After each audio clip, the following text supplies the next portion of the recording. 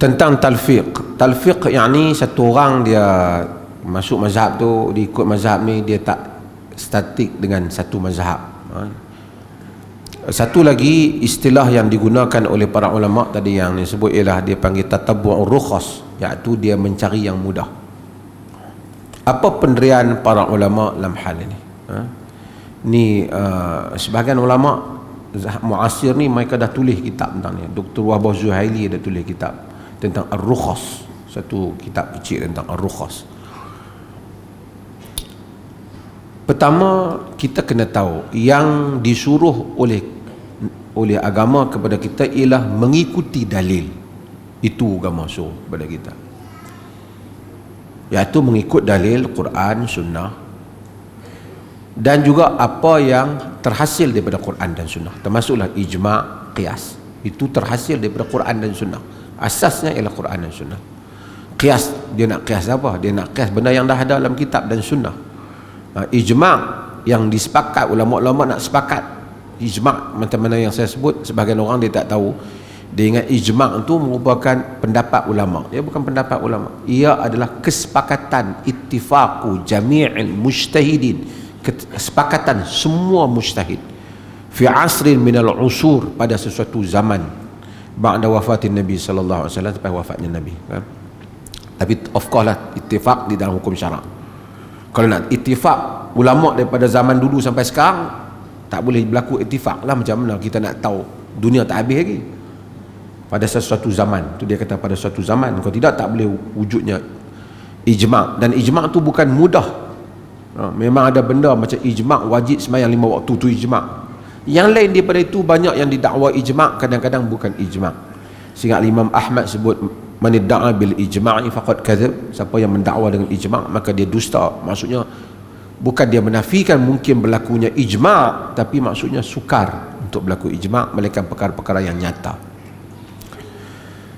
Okey, kita disuruh ikut ni, tapi untuk mengikut sumber ni tidak semua orang mampu untuk memahami hal ni, melainkan ahli dalam bidang ni, yakni para ulama mujtahidin. Mereka mampu memahami ni. Mereka itu berijtihad dan mengeluarkan dalil-dalil mereka di dalam hukum hakam syarak. Mereka semua ijtihad. Kalau kita ikut ulama A pun, ulama Quran kata kepada kita, fas'alu ahla dzikr in kuntum la ta'lamun. Tanyalah ahli zikr, yakni ahli ilmu pengetahuan, jika kamu tak tahu. Dia tak kata nak tanyalah ahli pengetahuan mazhab A, tanyalah pengetahuan mazhab B. Dia tak kata, dia kata ahli pengetahuan. Kamu tanya yang mana pun, kita andaikan di hadapan kita ni ada semua imam ni, kita tanya imam ni pun betul, kita tanya imam ni pun betul. Dia tak boleh kata hang tanya imam tu masuk syurga, hang tanya imam tu masuk neraka. Tak boleh macam tu. Dia mana saja ahli ilmu yang kita tanya, betul lah kita ikut.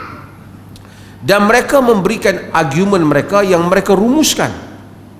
Kita mungkin ulama-ulama yang ramai, apatah lagi diri kita semua, tak sampailah level mereka, tapi dapat memahami alasan mereka. Bagi itu utama yang belajar syariah, faham alasan mereka, faham, oh dia ni alasan ni, dia alasan ni. Kita mungkin nak insyakan ijtihad tu tak boleh, tapi nak tarjihkan dia, nak melahirkan ijtihad tu tak boleh, tapi nak mentarjihkan, maksudnya melihat kepelbagaian ni, yang mana pada sisi kita dengar yang ni kukuh argumen dia, mungkin kita dapat buat. Jadi kalau kita pilih pendapat ulama ni, kemudian kita pilih ulama ni, tidak menjadi masalah. Inilah apa yang disebut oleh majoriti para ulama. Hatta orang-orang yang menentang orang yang tak bermazhab, Al-Buti, dia menulis kitabnya Al-Madhabiyah, dia pun juga menyebut yang sama. Kalau hari ni dia ikut mazhab ni, besok dia ikut imam ni, besok dia ikut, juga tidak menjadi masalah dalam syarak, selagi mana yang hendak dia ikut itu ialah dalil. Okey, ada perbezaan. Macam mana kalau dia nak ikut yang mudah tadi, tatabbu'ur rukhas tadi, tatabbu'ur rukhas yang kita sebut tadi. Tatabbu'ur rukhas maksudnya dia nak cari hak mudah, bukan dia nak cari dalil. Tak ada dalil pun tak apa, yang penting ada pendapat hak mudah. Buang semua dalil pun tak apa, aku nak himpun pendapat ni bagi jadi mudah. Yang ini yang dilarang oleh para ulama kerana dia mengenepikan dalil. Tetapi jika dia mencari dalil yang mana dia mencari yang mudah bersama dalil, yang mudah tu ada dalil,